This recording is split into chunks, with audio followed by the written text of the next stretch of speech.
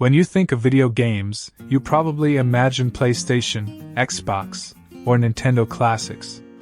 But have you ever wondered, what was the very first video game in history? The answer might surprise you, because it didn't look anything like the games we play today.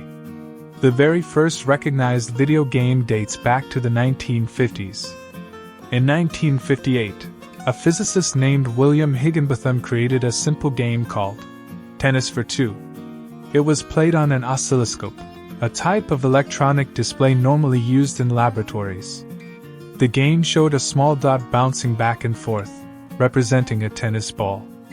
Two players used knobs to control the angle of their shots. Believe it or not, this was years before video game consoles even existed. Higinbotham designed it just for fun, to entertain visitors at the Brookhaven National Laboratory. He never imagined it would later be seen as the beginning of the video game industry. But some historians argue that the very first video game actually came even earlier. In 1952, a British scientist named Alexander S.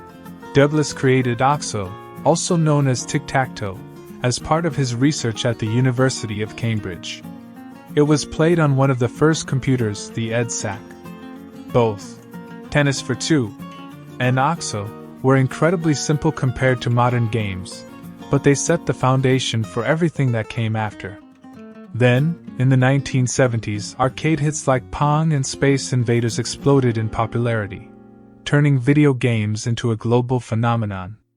Looking back, it's amazing to think that the multi-billion-dollar gaming industry we know today began with a bouncing dot on a lab screen and a tic-tac-toe grid on an early computer. So the next time you pick up a controller or play a game on your phone, remember, it all started with the first video game in history, created not for profit, but for fun. Thanks for watching. If this video was useful for you, make sure to subscribe so you never miss our upcoming content.